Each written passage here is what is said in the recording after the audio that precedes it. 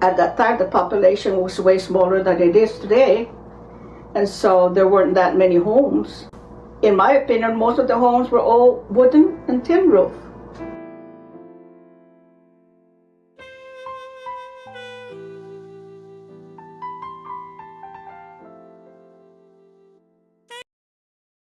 It's a normal thing that my mother did was get every pots and pans filled with water. And those days we had those big 50-gallon drums outside that catches water from the rain.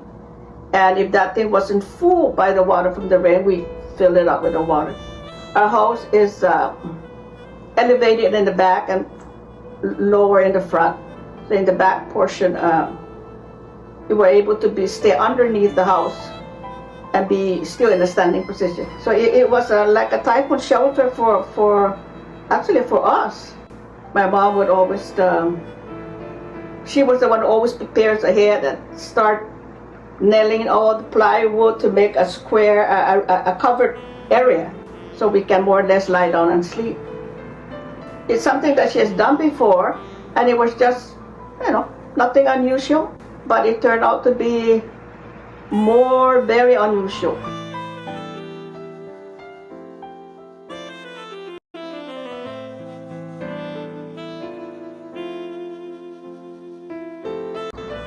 Okay, so my mom said, okay, everybody goes downstairs. We're supposed to go down there, and everything is ready. And my dad and I decided to just wait. It's not going to be a bad storm at all. We just wait. Then the power went off. The wind started to blow. And then, like I said before, there was this huge explosion down at Naval Hospital area site. You can see from our house. And the explosion was so big, it's like a huge fire. And that's what scared me. I grabbed a blanket and a pillow and I went downstairs. Sitting down there waiting with the lantern on, the wind was blowing and blowing, lightning. The plywood started moving. I said, oh my God, this is it. And when the plywoods really just blew and left, we had to move in. But when the thing blew away, we couldn't even catch the pots and pans, whatever it was. We just jumped and went further in, underneath the house. Because the further in you go, the better, more protected we were from the wind, and all the tin roofs were flying all over the place from other people's homes. Lumber was flying all over the place. Debris from other people's homes. Everything was just flying. You can see it when lightning struck. And that's what we did. Bare ground, no covering, no mats or anything. We were sitting on the bare dirt and using the sheets to cover ourselves to get away from the rain. For the wind blowing in the water, And I remember seeing the house after Auntie Mary came to our place. It just swayed one time and it just went down.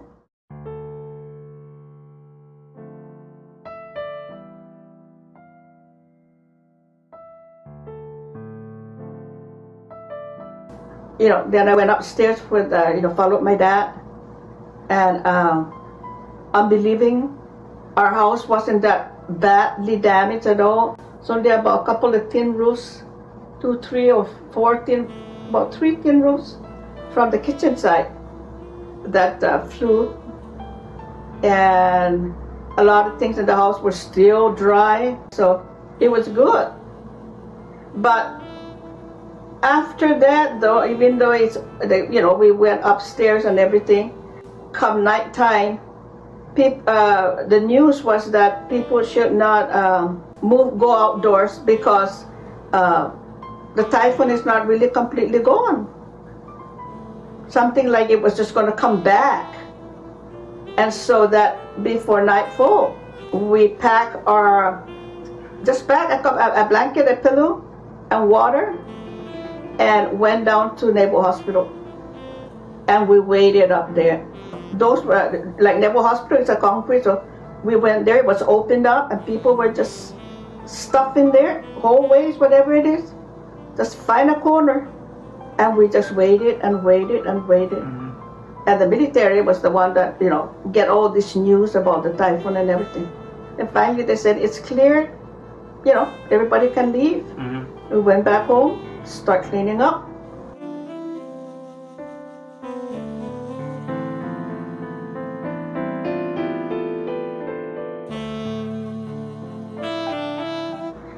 Right after the typhoon is, what are we going to eat? And of course, those days, that's where the spam comes in and the rice. Those were the things that were staple at that time. But then, if you still have a place to work, you better go to work so you can have money. Like I said, we were very lucky, fortunate. Our home was still intact. But then water eventually ran out, no power, and no water. So my sister and I, we had to go down to the river to wash clothes. Well, every village I think was damaged, but one I remembered unbelievable was Sinahanya. Sinahanya was a village that had homes built right next to each other. It's like a domino effect. Each home just, and a lot of people didn't have any homes. And they had tents. They had a tent city. Well, that's where people live. But they stayed there for a year, maybe longer than a year. Where are you going to go? There's no such thing as insurance those days, And how are you going to build? People just don't have that kind of resource to just go build, or people just build things from used material, and those that have money or still have a job, they can buy. But that's how people did.